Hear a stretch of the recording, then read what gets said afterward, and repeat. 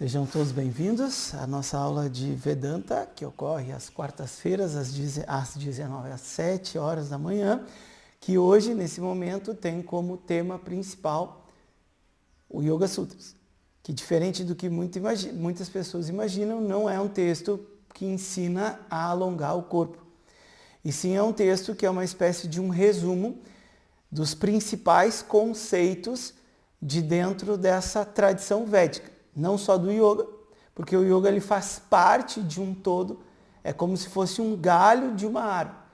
E essa árvore é o que é chamado de Vedas. Vedas é essa palavra que vem de conhecer, vem de conhecimento. Os antigos sábios dizem, que os Vedas eles são como um manual para se entender sobre a vida. E muitas vezes a gente não vai encontrar essa palavra Vedas. A gente vai encontrar Shruti, porque Shruti é aquilo que foi escutado, é aquilo que foi revelado. Nem os antigos sábios, eles clamam pela sua autoria por esse conhecimento. Isso, por um lado, é muito bom, porque não tem um dono a não ser o Criador, ele mesmo, quando fez o universo. Ele colocou o manual aqui, e o manual é visto como os Vedas, que são muito vastos. Inicialmente, ninguém acredita nessa história, como é que alguém, um ser divino, enfim, que a gente imagina, pode ter criado isso. Foi uma pessoa, foi um sábio que não quis ser orgulhoso e botar o seu nome. Em poucos anos estudando, a pessoa vai concluir que uma pessoa não tem como fazer. Um pujari, que é uma pessoa que faz só rituais, porque tem uma parte dos Vedas que fala sobre a ação e o resultado. Então, se a gente quer obter determinado resultado, ali tem um conjunto de ações que a pessoa pode fazer. Para ter dinheiro, para ter saúde, para ter filhos, para ter fama, para eliminar certos tipos de doença. Nunca é uma coisa simples. Para ter dinheiro exige trabalho, exige doações, exige um monte de coisa. Não é assim uma fórmula mágica, são rituais bem complexos que uma pessoa muito bem versada nisso vai poder fazer. Porque eu não preciso Márcio, ou você, aprender a fazer. Eu posso pagar para alguém fazer. E isso é interessante porque a gente conhece um pouco de Ayurveda, um pouco de astrologia, Vedanta e Yoga, e chega num momento que a gente não vai conseguir aprender tudo. Eu não tenho como, para quem é professora de Yoga que faz as aulas, mergulhar profundamente no Yoga, profundamente no Vedanta e profundamente no Ayurveda. Eu já vi pessoas que fizeram isso e sabem meia boca de tudo. É meia boca em tudo. Meia boca em Ayurveda, meia boca em Yoga e meia boca em Vedanta. Porque é muito profundo o conhecimento e exige um estilo de vida. E essa exigência não é uma obrigação. Por exemplo, eu quero ser um bom yogi, eu quero viver uma vida cuja as minhas ações, em algum momento, têm uma direção de uma mente estável e tranquila. Que é o que a gente vem falando nas aulas.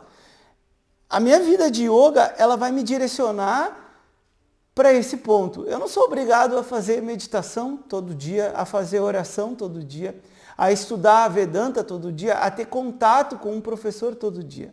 Só que se eu quero ter todo dia uma mente estável e tranquila, algum tipo de ação eu vou ter que fazer, que não são as ações convencionais. Certo? Por quê? Porque senão estava todo mundo aí com a mente bem tranquilinha e bem focada e bem estável. E o número de pessoas com déficit de atenção e hiperatividade só cresce e vai continuar crescendo. Porque a estrutura social, ela não é uma estrutura social que visa a proteção do indivíduo. De fato, apesar de estar na Constituição, de fato, não visa a proteção do indivíduo, a proteção da mente dessa pessoa. Portanto, aquele que conhece e sabe a importância desse tipo de coisa, tem isso como um segredo.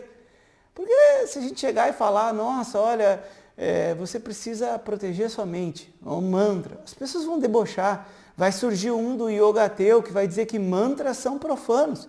E aí você procura yoga ateu aí, não dá muito ibope para esse tipo de pessoa, mas você vai ver orações sendo cantadas há milhares de anos e uma pessoa completamente ignorante que não sabe o que está dizendo, fala que mantras é uma seita, que mantras são profanos, que todo esse tipo de coisa é uma baboseira e a gente pode jogar fora. A ignorância normalmente faz isso. Aquilo que a pessoa ignorante não entende, ela quer destruir.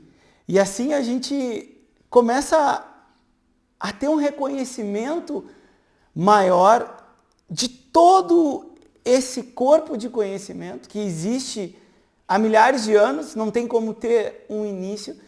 E cada vez mais que a gente caminha nessa floresta de autoconhecimento, que é a nossa floresta, a floresta interna.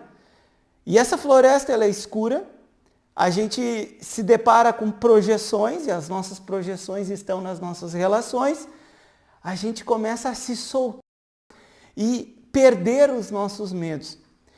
Swami Rama, um grande mestre que já faleceu, fala, né, que enquanto a pessoa está no seu processo de autoconhecimento, essa pessoa deve se envolver em ações e atividades para eliminar os seus medos. Porque o medo, ele vai cegar a sua visão do conhecimento. E aí tudo é válido, como orações, como práticas vigorosas de Surya Namaskara, etc., como outras atividades. Porque o medo, assim como outras emoções, quando são muito fortes, elas derrubam o nosso intelecto. E sem o intelecto, a gente não tem clareza, a gente não tem memória, a gente não tem lembrança e o conhecimento é esquecido. Cantaremos os mantras iniciais aqui, que nós já fizemos até então. Om Prathamodhyaya Sadhyapadaha Atha Yoga Anushasanam Yogaschitta Vritti Nirodha Tadadrashtu Swarupe Vasthanam Vritti Sarupya Mitaratra Vrittayah Panchatayah Klishta Klishtaha Pramana Viparyaya Vikalpa Nidra Smritayaha Pratyakshanumana Gamaf Pramanani Viparyayo Mityajnanamatatdrupishtam Shabdajnananupati Vastu Shunyo Vikalpaha Abhava Pratyaya Lambana Vrittir Nidra Anubhuta Vishaya Sampramosha Smriti Abhyasa Vairagyabhyam Tannirodha Tatra Stitau Yatno Bhyasaha Satudirga Kala Nairantariya Satkara Sevito Dhrida Bhumi Drishtanushravika Vishaya Vitrishnasya Vashika Vairagyam Tatparam Purushakyater Guna Vaitrishnam Om Shuklam Baradaram Vishnum Shashivarnam Chaturbhujam Prasannavadanam Dhyayet Sarva Vignopashantaye Om Namah Shivaya Gurave Sachid Anandamurtaye Nishprapanchaya Shantaye Shri Shivanandaya Te Namaha Shri Vishwanathaya Te Namaha Om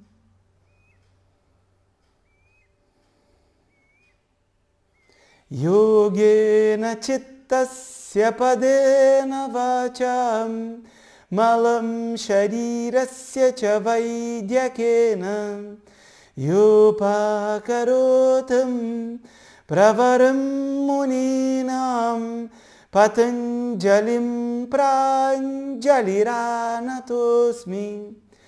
Pranjaliranatosmi.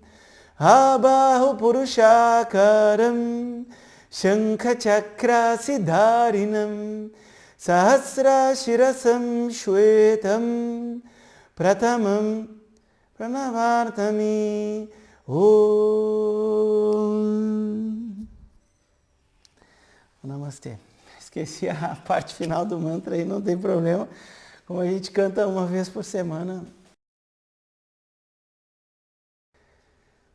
Como vocês estão vendo, desapego é uma parte central do processo de autoconhecimento. Para que a gente possa ter o conhecimento acertado, a gente precisa ter algum nível de disciplina de mente.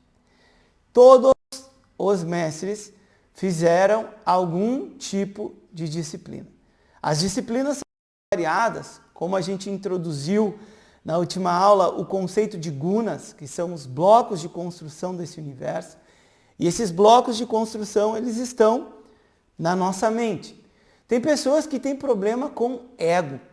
E essas pessoas, elas precisam se doar mais.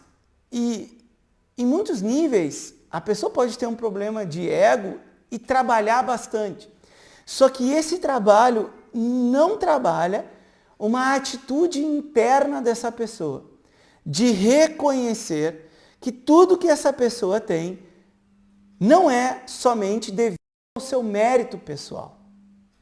Que uma pessoa acadêmica que chegou lá pelo seu esforço, que teve uma vida difícil e alcançou o topo da academia, teve ao longo de uma vida o suporte de muitas pessoas. Ou se não das pessoas, o próprio suporte do universo, que abriu as portas para que essa pessoa pudesse caminhar dentro de uma academia. Porque não é para toda pessoa que esse processo acontece.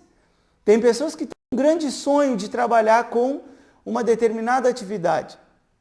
E a pessoa vai lá, faz os cursos, faz as atividades e nunca encontra uma oportunidade na sua própria área. E vai encontrar uma oportunidade numa área totalmente diferente. 10 anos depois, essa pessoa agradece. Que bom, porque não era o que eu queria fazer de fato. Eu estou muito mais conectado com as minhas habilidades para o que eu faço hoje do que aquilo que eu queria fazer anteriormente.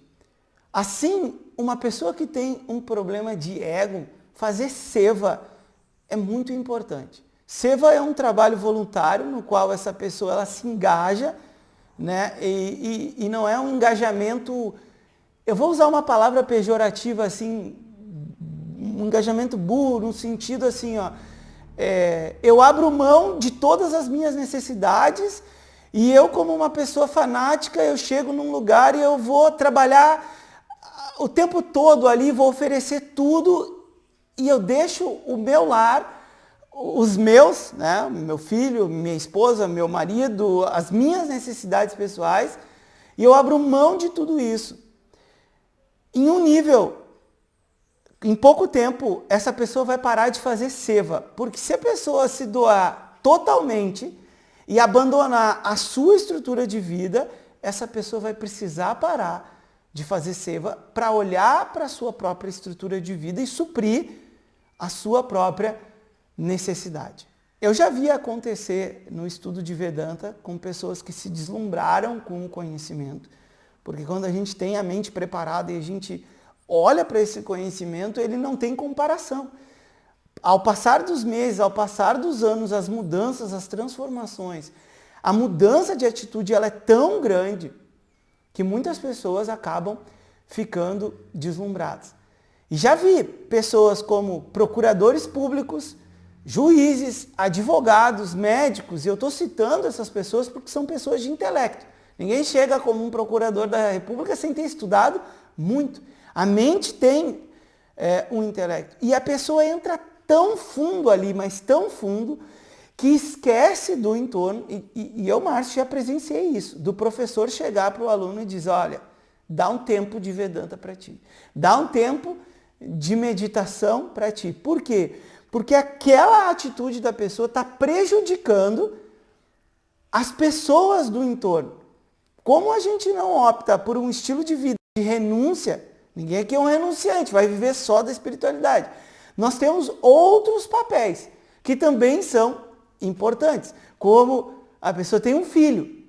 Um mestre genuíno, um professor, jamais aceitaria uma pessoa que queira atravessar o planeta, como por exemplo ir lá para a Índia, para fazer um curso de 3 anos. Se essa pessoa tem um filho dependente, uma esposa dependente, um pai ou uma mãe dependente. Isso não vai trazer equilíbrio para essa pessoa como uma espécie de fuga. Só que as pessoas, a mente, né, ela entra nesses processos e a mente tem uma tendência a se perder. Dessa maneira, essas gunas, sattva, rajas e tamas que a gente falou, elas precisam ser equilibradas. E por mais que sattva seja aquilo que deve ser buscado, uma mente estável, uma mente tranquila, que tem clareza, todas elas têm uma dificuldade. E nós precisamos também estar atentos ao nosso contexto de vida para conseguir dosar as nossas necessidades e olhar para aquilo que inicialmente não que a gente gosta de fazer, mas aquilo que a gente precisa fazer. E todo mestre fez algum caminho disciplinar para domar, seja o seu próprio ego, a pessoa tem a tendência acima dos outros, tem a tendência, vou dar um outro exemplo, já vi pessoas surtarem por ter que varrer um chão. Já vi pessoas surtarem porque falam 5 línguas, só que no retiro não precisa de um tradutor, precisa de um auxiliar de cozinha. E a pessoa, por ter que fazer algo tão simples, coordenar uma cozinha, olha fulana, tu às 10 horas tem que chegar aqui, tu vai servir as batatas, vai servir as coisas, se der algum problema, o fulano, ele fica responsável. Uma atividade tão simples é suficiente para tirar uma pessoa do seu eixo central e a mente se perder nesse processo emocional. Então, ao longo do autoconhecimento, a vida em si, ela vai dando essa oportunidade da gente olhar para as nossas projeções e a gente eliminar os nossos medos e todo tipo de dependência que a gente possa ter com alguém, com alguma situação e um objeto. A atitude de uma pessoa dependente, ela basicamente é o seguinte: o que eu vou ganhar? Né? A gente falou várias coisas, a dependência ela não é só um fator congelado, mas a pessoa dependente, ela está focada no que eu vou ganhar. E esse no que eu vou ganhar é praticamente o oposto do que é o amor. Porque o amor é o quê? O amor eu ofereço. Né? Num relacionamento a gente oferece a nossa escuta, a gente oferece a nossa humanidade para reconhecer as dificuldades daquela outra pessoa. A gente reconhece, oferece a nossa compreensão, o nosso companheirismo. O amor é o oposto do que eu quero dar. Aqui, na nossa família, né, a gente tem uma pessoa conhecida, já esteve mais próximo, hoje está muito distante.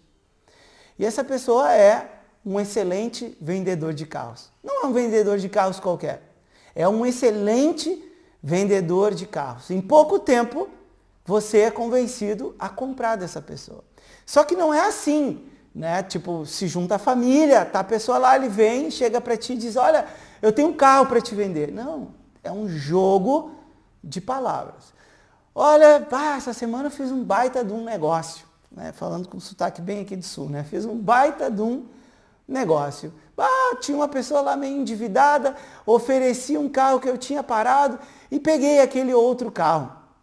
Mas eu não quero vender. Esse carro, eu vou ficar para mim. Eu não quero vender, sabe por quê? O carro está muito bom. E foi uma barbada. paguei metade do preço, o carro está abaixo do valor de mercado e ele vale muito, mas eu não vou vender, eu vou ficar com esse carro. Aí um outro dia ele vem, ele mostra o carro e a pessoa, depois de lidar com esse excelente vendedor, tudo que essa pessoa faz é para querer algo de ti, algo de nós, quem está convivendo. E eu lembrei desse exemplo e tentei buscar adjetivos para tentar definir. E os adjetivos que vieram é uma pessoa asquerosa e repugnante. Depois de fazer alguns cursos de marketing digital e descobrir aquela velha história do eu já fui que nem você, o método secreto que os árabes descobriram, que pouca gente sabe, que é o atalho da vida, a gente começa a se sentir enganado. Um livro que eu não vou lembrar bem, existia um grande executivo de uma empresa que ele era o comprador, eu não me lembro se ele era o comprador ou ele era o vendedor, ele era o comprador. E ele estudou muito como lidar com objeções. E ele conta que quando ele sentava na mesa com um vendedor, e ele precisava, porque era uma empresa, eles precisavam comprar insumos. Ele tinha uma lista de perguntas prontas para lidar com objeções. O que é a objeção? É a negação. Então, eu te ofereço alguma coisa. Né? Esses cursos ensinam a criar uma relação com a pessoa. Aí eu pergunto para a Thaís, como é que vai os teus filhos? Ah, eles estudam numa escola, para dificultar a pessoa a dizer não. É tudo programado, com estudos científicos, estudos psicológicos e que são válidos. Só que no momento que a pessoa incorpora aquilo ali e larga a sua humanidade de lado e passa a viver num tipo de programação, seja ela de marketing, seja ela de uma psicologia, seja ela o que for, uma programação, a pessoa está engessada naquilo ali, a pessoa perde a espontaneidade e passa a viver como um robô. Porque a venda faz parte da vida. Todo mundo se vende de alguma forma, né, dentro de um casal, oferece ali a sua aparência, a sua inteligência, isso faz parte.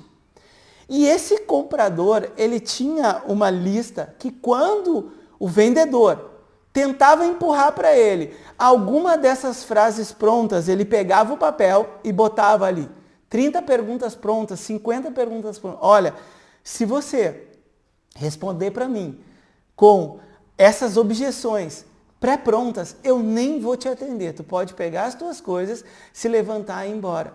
Porque se torna repugnante isso. A todo momento, uma pessoa quer te vender alguma coisa. E as pessoas alimentaram muito isso. Tanto que hoje, na internet, tem um movimento grande de pessoas que querem viver sem redes sociais. Porque a pessoa ela foi tratada como um lead. Ou seja, o que me importa? Não é o que tu pensa, o que tu sente. De verdade não é. O que eu vou ganhar em ter uma lista de e-mails? O que eu vou ganhar com a mentalidade de network? Eu tenho um amigo médico, então de 40 em 40 dias, e isso é ensinado em cursos, em livros de venda. O que eu vou ganhar em 40 dias eu ter o contato dessa pessoa? Aí tem um caderninho com uma frequência que a pessoa liga de tanto em tanto tempo para essa pessoa. Só para essa pessoa ter o contato. É verdade que o network, o boca a boca, é muito importante. Só que introjetar esse tipo de mentalidade é o oposto do que é o amor, no qual a gente está oferecendo algo e não querendo sempre tirar alguma coisa das outras pessoas. As pessoas pegam pessoas que não têm quase nada e a pessoa quer tirar o brilho da outra pessoa. A pessoa quer um pouquinho da alegria da outra pessoa. A pessoa quer um pouquinho do que aquela outra pessoa tem. E essa pessoa que quer é tão miserável que às vezes a única coisa que essa pessoa tem para oferecer é uns trocados. É um pouco de dinheiro. Uma pessoa dotada de desapego é uma pessoa extremamente forte para revisar os teus medos, porque enquanto a gente está soltando o apego, não é fácil. Porque é muito bom ter uma pessoa nos acolhendo o tempo todo. É muito bom não lidar com uma determinada situação quando a gente comete um erro e a gente explode tudo. A gente ignora o outro, a gente desqualifica o outro e a gente não olha para a nossa humanidade. E é olhando para a nossa humanidade que a gente pode reconhecer os nossos erros. Não vamos confundir uma vida naturalista com uma mente que nutre o desapego. Ah, o desapego é aquela pessoa que descobre que comprar as roupas da China está alimentando a escravidão e agora passa a usar calças com fibra de coco, vai morar lá em Piracanga, totalmente natural. Em alguns casos, esse tipo de pessoa é muito mais apegada do que uma pessoa que é vista como um grande executivo, por exemplo, que trabalha de terno e gravata, que tem uma atitude mais firme, enfim, esse estereótipo da pessoa bem-sucedida. Esse estereótipo, a aparência em si, não determina que essa pessoa é apegada. Porque apego é uma atitude da mente e não propriamente do corpo. Um bom exemplo é o fumante. A pessoa pode estar longe do cigarro, mas nutrir dentro da sua mente a vontade de fumar a todo instante. Passar o dia inteiro pensando no cigarro. Essa pessoa é apegada ou desapegada? É apegada, porque ela tá longe do objeto, entre aspas, porque internamente o objeto vive com essa pessoa. Portanto, o desapego não é um estilo de vida naturalista. O que pode ser, algumas pessoas podem escolher isso. A atitude de uma pessoa desapegada, ela basicamente está colocada, se tivermos sucesso na vida, não existe deslumbre. Existe alegria, existe uma felicidade que vem de um resultado positivo de algo que a gente faça e que a gente esperou e que a gente se esforçou e a gente recebe. A gente vai ficar alegre, a gente vai ter emoções, somos humanos. Mas não existe o deslumbre. Do outro lado, quando a gente tem um fracasso, a gente tenta fazer um negócio e o negócio não dá certo. A gente vai ficar triste, mas a gente não vai ficar deprimido. E esse é o grande ponto, que o desapego está associado a como a gente recebe os resultados das nossas... Querendo tudo das outras pessoas, o que eu posso tirar de um relacionamento? O que eu posso tirar de um trabalho? O que eu posso tirar de um local? E a mente inverte totalmente o processo. E isso não vai ser ensinado em curso de marketing digital. Isso não vai ser ensinado em uma faculdade. Esse tipo de conhecimento sempre esteve disponível. Só que uma mente que não está preparada é uma mente que vai se colocar no mundo e só quer ganhar, ganhar, ganhar, ganhar. Até o ponto que essa pessoa enxerga que é muito melhor dar, oferecer. O que é um professor que não dá o seu conhecimento? O que é uma mãe que não oferece a sua atenção? O que é um pai que não oferece a atenção? Se torna uma vida miserável. E a vida miserável pode ser com muito dinheiro, mas internamente é uma pessoa miserável, que está mendigando atenção. Isso acontece. A pessoa tem lá sabe-se quantos anos, conquistou profissionalmente tudo. É um miserável de atenção. Porque passou a vida inteira de costas para os filhos, de costas para as pessoas, olhando para o seu próprio nariz. Só que o prazer, ele tem um tempo de duração. Todo status social e poder tem um tempo de duração. E uma pessoa só fica se ela é ignorante. E essa é difícil, só fica deprimida também através da ignorância.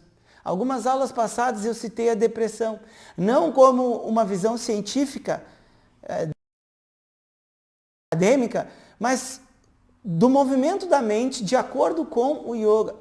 Em alguns momentos a depressão ela é muito necessária, porque a pessoa ia ser, por assim dizer, destruída se ela não entrar numa depressão. Porque ela não tem condições de lidar com algo que está acontecendo na sua própria vida.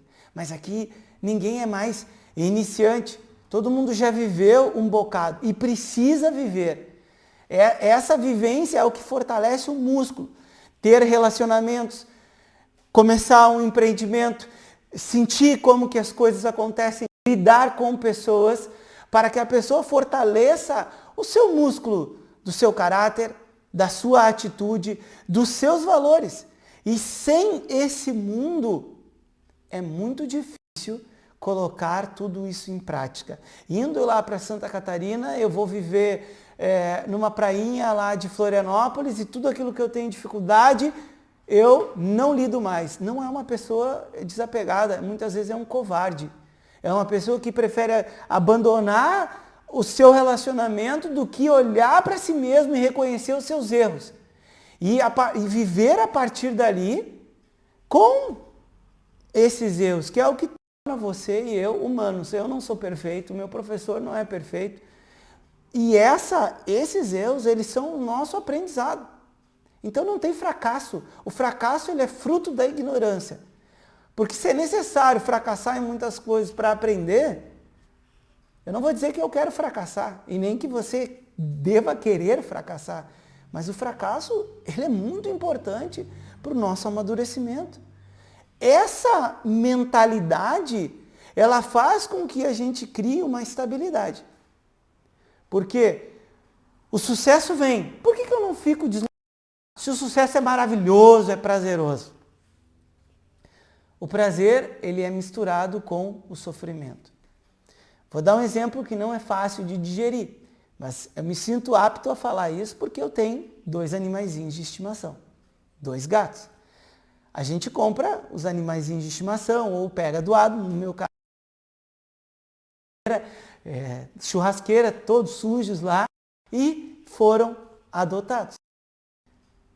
Eles dão muito prazer, eles são companheiros, né? Eles ficam felizes quando a gente faz alguma coisa, eles são afetuosos. Mas eles vão partir. E quando eles partirem, é inevitável que vai ter um nível de tristeza, que vai ter um nível de saudade, não tem como ter.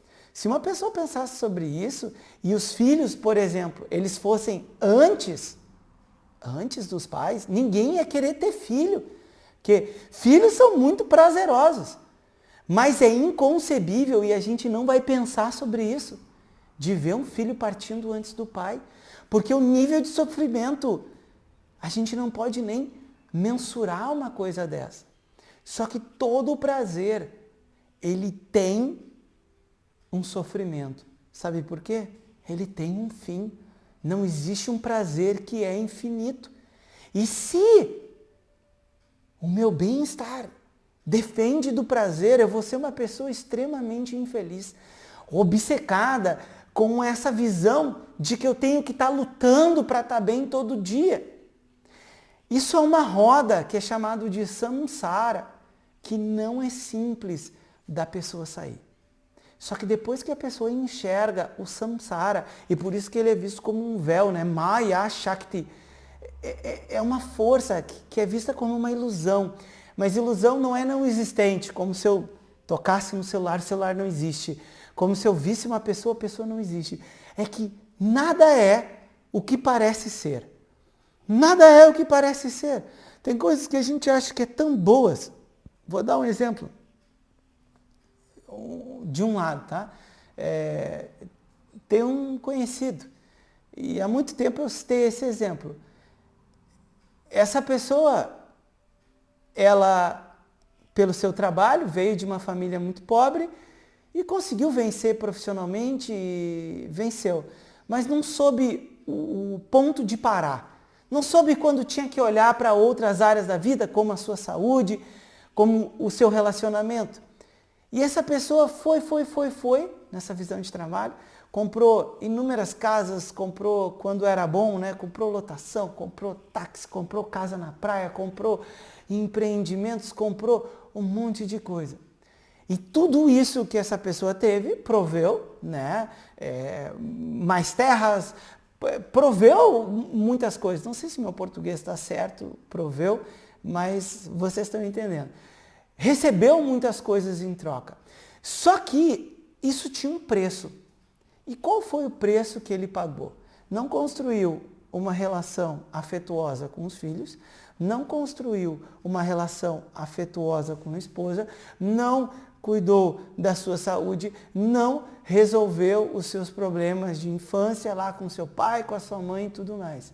Hoje, olhando para essa pessoa, é muito triste de ver como essa pessoa terminou. Com muito dinheiro, com uma segurança financeira, totalmente isolado. Sentado numa cadeira, hoje é um senhor, às vezes eu passo pela frente da casa desse senhor, completamente isolado. A migalha de felicidade é quando o cachorrinho está perto, porque o filho não está mais perto, a saúde abandonou, saúde foi embora, saúde mental foi embora. E essa pessoa está ali, provavelmente esperando o momento de partir. Portanto, a atitude da pessoa desapegada não é uma pessoa desinteressada, que não tem interesse por fazer as coisas. É claro que quando a gente dá uma aula como essa, existe um interesse. Que as pessoas entendam. Só que, entre você fazer a sua ação e o resultado que vem para você, tem muita coisa que não está na sua mão. Quantas coisas que vieram boas sem um esforço. Pessoas que são tão gratas por ter tido um berço de ouro. Um berço de ouro são pais presentes, pais lúcidos, compreensivos, que ajudam os filhos a se desenvolver. E não são pais que dão tudo. Porque às vezes a pessoa tem tudo e o principal ela não tem. O amor. E essa atitude de amor é o oposto da pessoa apegada e dependente, que quer tirar tudo. Depois que a gente enxerga isso, essas pessoas se tornam repugnantes. Quando eu escuto uma propaganda, eu já fui que nem você, eu aperto o botão. Pular o anúncio. Pode até ser verdade, mas é tão desumano isso, mandar um robô te mandar uma mensagem. Sabe, com essas artimanhas, desconsiderando o outro ser humano. E dentro do autoconhecimento eu não quero desconsiderar o outro ser humano.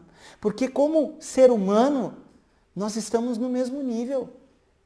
Nós estamos passando pelo mesmo processo de transformação. A sociedade vai valorizar mais algumas áreas. Mas não é porque a sociedade valoriza que não tem um valor. De pessoas que cuidam de outras pessoas, de pessoas que se dedicam a ajudar outras pessoas que estão ali oferecendo. E quando a pessoa encontra essa atitude de oferecimento, é uma bênção, porque a pessoa não depende mais da aprovação do outro, a pessoa não depende do outro, quer saber, pega o teu dinheiro e vai. A nossa relação, ela não vai ser assim. Se tu quer se relacionar comigo, eu não estou dizendo comigo, estou dizendo a pessoa que é livre. É de uma pessoa sincera para uma outra pessoa sincera. E o que as pessoas querem é sinceridade. Ninguém quer se sentir enganado. Ninguém quer estar num churrasco familiar, num Natal, com uma pessoa que tudo que faz é para te vender alguma coisa, é para ganhar alguma coisa em cima de ti. Ninguém quer receber uma ligação de uma pessoa que quer usufruir da tua atividade profissional. A pessoa quer a amizade. E a amizade é isso. Eu ofereço o meu tempo. Eu ofereço o meu amor para essa pessoa, o meu reconhecimento para essa outra pessoa. E uma pessoa amorosa não é uma pessoa burra. né, que vai oferecendo às outras pessoas, vão literalmente roubando, sugando. Não é. Quando essa pessoa identifica um comportamento prejudicial, essa pessoa é sincera. Olha, esse tipo de coisa não tá legal. Eu gosto muito de ti, mas assim, ó, se toda vez que eu digo que não vou na tua casa, tu, entre aspas, tu esperneia, tu fica emburrado, fica muito difícil para mim me relacionar contigo, porque eu tenho os meus gostos, eu tenho as minhas vontades. E tem vezes que eu não estou muito afim de fazer isso que tu quer fazer. Eu gosto muito de ti, tenho o maior prazer. A outra pessoa livre, quando escuta isso, é uma bênção de crescimento. Porque a outra pessoa quer ver a verdade. A pessoa quer se ver. E o outro, ele faz essa ponte para que a gente possa se ver. O trabalho faz essa ponte para que a gente possa se ver. E se as pessoas não dão a sinceridade, não dão a honestidade para outra pessoa, essa outra pessoa não consegue se ver. E assim, o desapego, ele é crucial, fundamental, para que uma pessoa possa ter o comando sobre a sua própria mente. Porque se você depende de fatores externos para você estar bem, isso não é possível, porque todo dia as coisas mudam rapidamente. Dessa maneira, a atitude, a mente de um sábio, e os textos, eles colocam muito a mente de um sábio para a gente saber a direção que a gente tem que ir. Porque senão a gente não sabe o que a gente tem que conquistar. E a atitude é, essa pessoa não fica deslumbrada com o sucesso e não fica deprimida com o fracasso. Fica alegre, fica triste, mas não deslumbrado e não deprimido. E nesse ponto aqui é o papel da pessoa se erguer. Porque a pessoa já entende. Todo mundo que escutou até agora as aulas, que assiste às aulas, que escuta as aulas, que tenta entender, vê que isso aqui faz muito sentido. Isso aqui é o que a gente quer. A gente quer amar as outras pessoas. A gente quer oferecer aquilo que a gente tem de melhor. Todo mundo quer isso.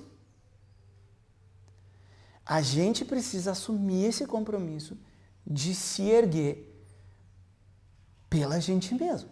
De quando tiver um baque, um grande rompimento que dá uma tremedeira, a gente tem a tristeza, tem a raiva, tem o ressentimento, tem a mágoa, que é o que nos torna humanos. Só que a gente jamais pode nos abandonar. E se a gente necessita de uma viagem para esfriar a cabeça, se a gente necessita de um abraço de alguém, se a gente necessita de uma meditação, de um centro espírita, de uma oração, a gente jamais pode nos abandonar. E quando a gente abandona aquilo que a gente está bem, aquilo que nos ajuda não a prover o bem-estar, mas a nos dar um suporte, a gente consegue suportar a situação. O processo emocional, ele vai ocorrendo até que vai sendo exaurido. Aquele diálogo verbal se autocondenando, ele vai embora. Aquelas lembranças de situações mal resolvidas, elas se dissolvem.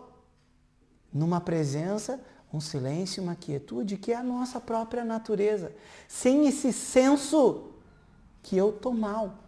Porque a minha atenção se estabelece nesse silêncio e nessa quietude. E o deslumbre também não existe. Existe alegria, existe felicidade de um encontro. Só que a nossa mente sabe que todo prazer, ele tem um sofrimento junto, porque ele acaba. Um encontro acaba, uma vida de atleta acaba, um corpo esteticamente muito bonito, até que nível um corpo esteticamente muito bonito acaba. E a pessoa não pode ser dependente dessas coisas. Aí todo mundo, toda a área vai ter a sua dificuldade. Imagina um ator. Para muitos atores é motivo de depressão. Porque enquanto o ator ele é o galã, enquanto a atriz ela é aquela atriz desejada, ela está bem. Só que a raiz é uma ignorância. Porque se eu preciso ser desejado e desejada para estar bem, eu serei uma pessoa infeliz. E quando a gente vê o yoga do sensual, seja do homem na cama, sem camisa, fortão, ou da menina seminua. Essa pessoa não está se conectando com amor com as outras pessoas. Essa pessoa está trazendo pessoas que desejam aquele corpo, que querem ganhar alguma coisa. Eu quero ganhar a atenção do professor, eu quero ganhar algo. Só que essa atitude, ela não faz mais parte de uma pessoa que quer ser livre. Porque a partir de agora, eu não quero ganhar nada. Eu não quero ganhar. Eu quero me relacionar com as pessoas, eu quero fazer meu trabalho, eu quero fazer meus papéis.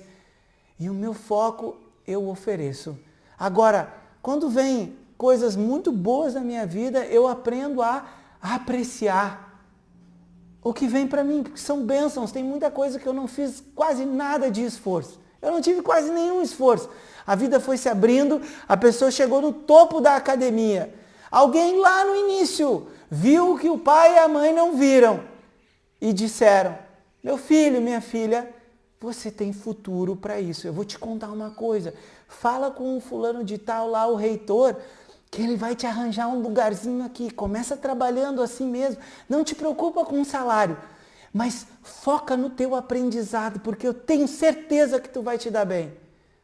90% das pessoas, se escutassem isso lá no início, as pessoas iam mudar totalmente de rota, mas não fazia parte da história daquelas pessoas. E mesmo essa história que é da pessoa que chegou no alto da academia, essa pessoa vai ter outros problemas, como por exemplo, problemas de ansiedade. Eu já conheci um PhD, um pós lá, do mais alto grau, com problemas com suicídio, uma pessoa de coração muito boa, teve problema com obesidade, pesou acho que quase 200 quilos, extremamente inteligente, PhD, eu nem sei o título dessa pessoa em letras, uma pessoa que tem um coração gigante, só que tem outros problemas, e no caso dessa pessoa, são problemas de infância com o pai e a mãe que não foram bem resolvidos. E essa pessoa tem sensibilidade demais, mas não tem força. Teve força do intelecto para vencer em uma determinada direção, mas faltou o conhecimento da vida em si para que essa pessoa possa lidar com as suas próprias emoções. Porque existindo esse conflito do intelecto com as emoções, vai existir uma divisão interna. E essa divisão interna será na forma de ansiedade, nervosismo, medo e insegurança. Essa pessoa desapegada, de mente forte, ela troca o nervosismo e a ansiedade por paciência e curiosidade. Se eu não controlo tudo na minha vida, então tá. Vamos ver o que é para viver agora. O que é para viver? Porque não pode ser, né? A vida vem me levando, me traz para cá, me leva para cá e tudo mais. E agora me tira tudo? Qual é o sentido disso tudo? E aqui é o ponto. Em vez da pessoa se desesperar, a pessoa entende que sucesso e fracasso, eles vão mexer com o nosso emocional num nível, mas eles não alteram internamente esse silêncio que eu experimento, essa quietude e esse bem-estar.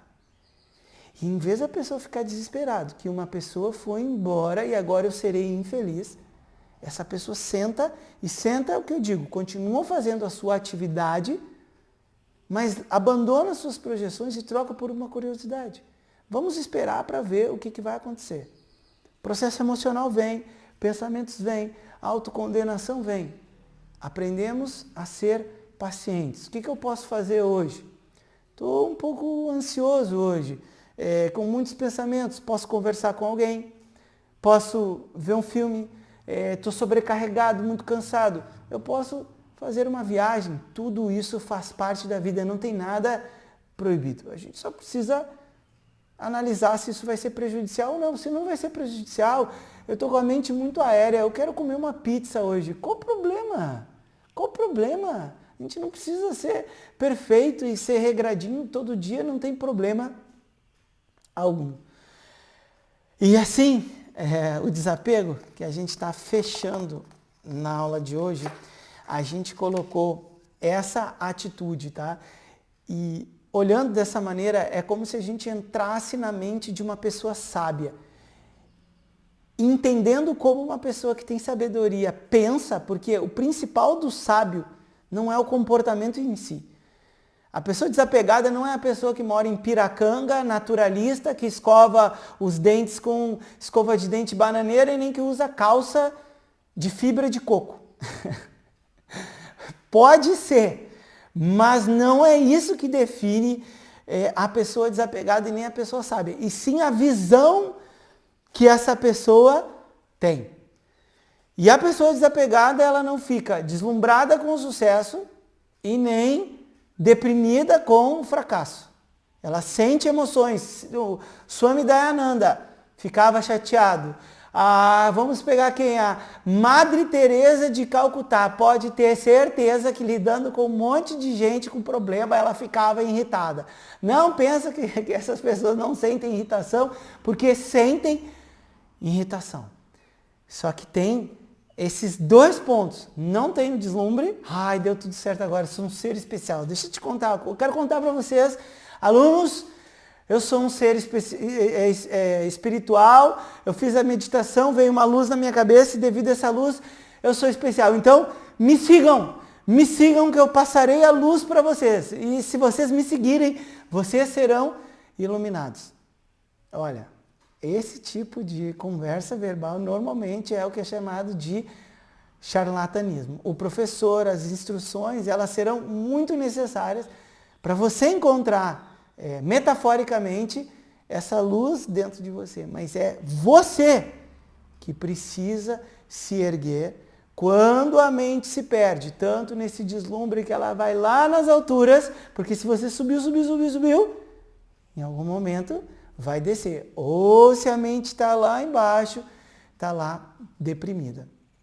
E o outro ponto que eu gostaria de salientar é sobre o amor, que a pessoa que é dependente, a pessoa quer sempre ganhar alguma coisa, tristemente, ela bloqueia o amor, porque ela perde a espontaneidade de lidar com as outras pessoas e compreender, oferecer aquilo para a necessidade da outra pessoa.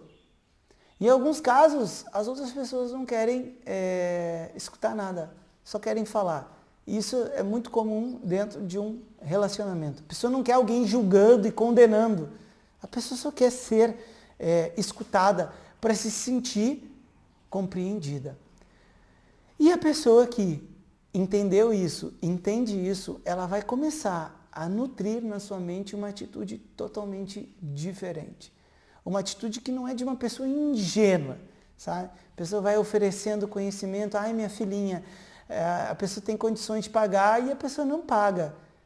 Não, a pessoa vai ser sincera, olha, a gente ajudou você até aqui e a partir daqui, se você não trabalha e não tem dinheiro, né, você tem tempo. E se você tem tempo, você vai oferecer algum serviço voluntário para esse espaço. Porque ou a pessoa está trabalhando e tem a condição financeira de pagar, ou tudo bem, a pessoa nesse momento teve uma perda, não quer parar de estudar, mas não tem dinheiro, não está trabalhando. Se ela não está trabalhando, ou ele tem tempo. Essa é a pessoa sincera, ela vai chegar e vai falar, e ela não está preocupada, ela está no sentido focada na condução da outra pessoa, mas a outra pessoa que vai escolher, porque se a pessoa não está trabalhando, e tem tempo, essa pessoa pode prestar algum serviço. Agora, se essa pessoa trabalha e não consegue valorizar o conhecimento que está sendo passado, da mesma forma que essa pessoa abriu a porta e entrou, essa pessoa fecha a porta e vai. Não quer dizer que a pessoa é indiferente no sentido assim. Não fica triste. Às vezes é uma outra pessoa que era muito agradável, mas por aquilo que é correto e adequado, isso é feito. E o ressentimento, um desconforto pode surgir por um tempo, mas rapidamente a mente sai fora. Na próxima pessoa que entrar, na próxima situação. E é assim que a mente ela vai funcionando. O que eu tenho que fazer, o que é adequado fazer nessas situações. E depois passado, por isso não é muito bom essa coisa de troca-troca. Ah, eu sou publicitário e a outra pessoa sei lá, tem uma agência de viagens. Eu ofereço a minha publicidade e você oferece a sua agência de viagem para a pessoa fazer. Isso tende a não dar certo. Qual que é o acordo? Qual que é o valor do serviço prestado? Então, eu pago esse valor e a partir daqui a nossa relação é uma relação sincera e honesta.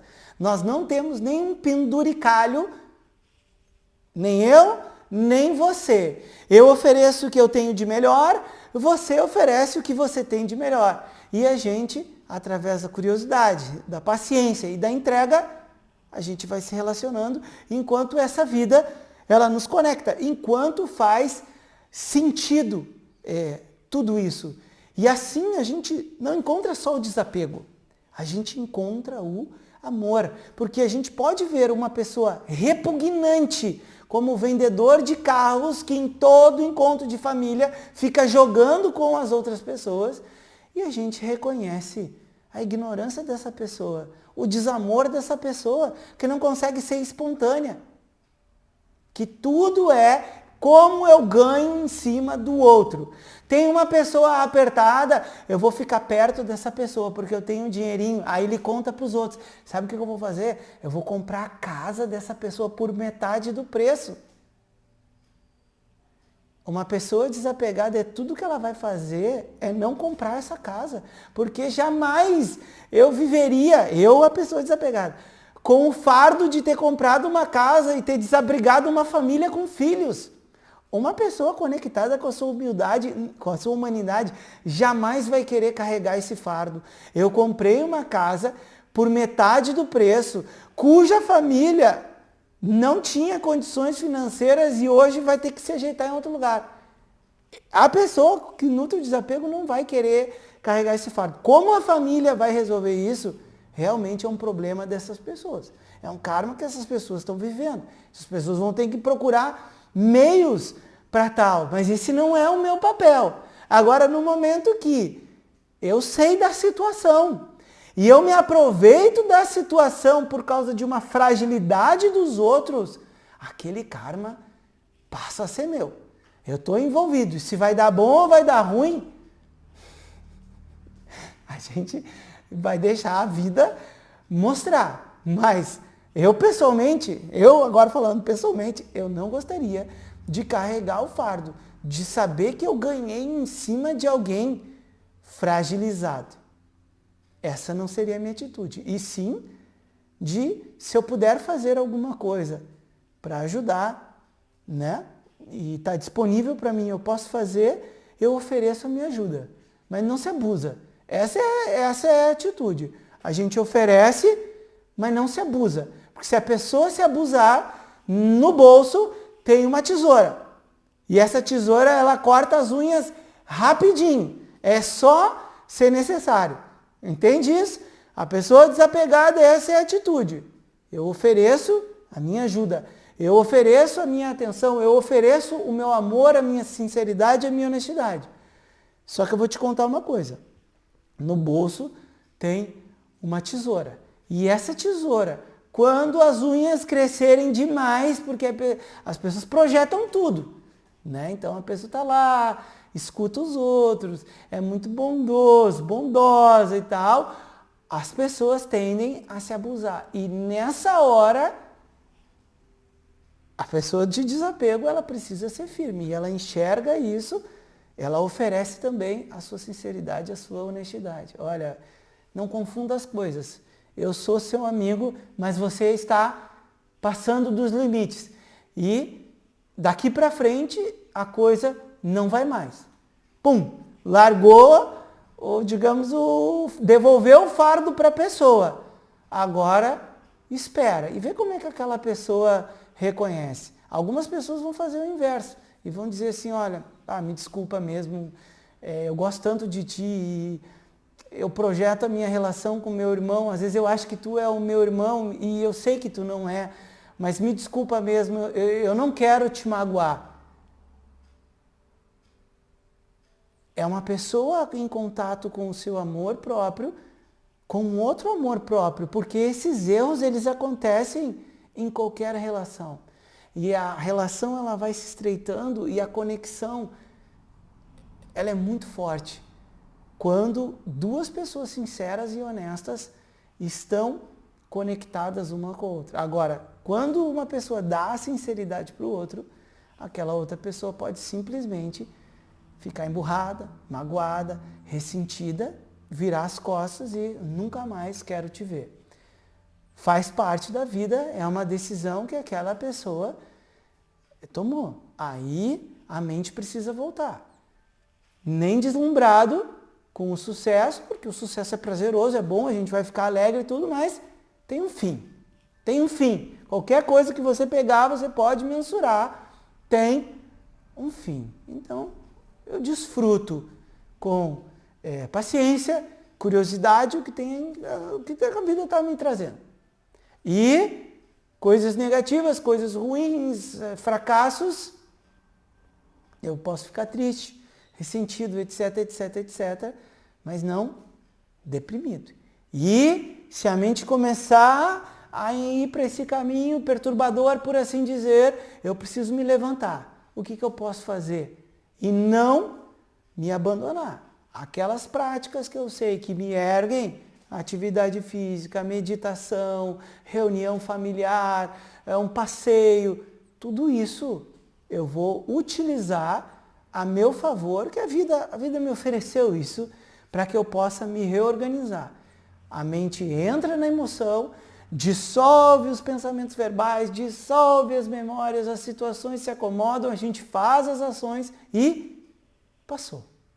E quando passou, o que fica é silêncio, quietude e paz. Que nunca foi embora, mas com a mente perturbada, a gente perde a visão. E a gente volta para o mesmo lugar. E essa é a maior verdade que existe para ser dita de uma pessoa. A paz, ela nunca vai embora. Eu estou em paz para sentir tristeza, eu estou em paz para sentir alegria, eu estou em paz para ser sincero com uma pessoa, eu estou em paz para responder espontaneamente o outro.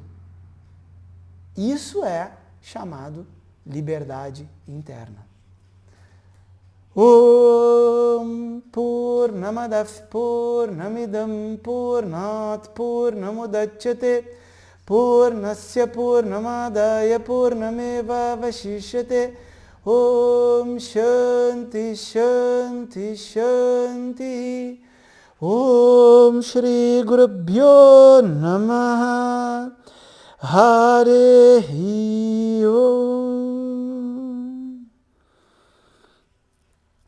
Muito bom. Então essa é uma aula profunda, né, que faz parte desse estudo de Vedanta, que é um conhecimento que traz, né, dá a clareza suficiente para a gente encontrar uma liberdade, uma paz, uma tranquilidade, felicidade, vivendo a vida, sem precisar abrir mão de nada. Então é isso aí. Bom dia, um forte abraço. Tchau.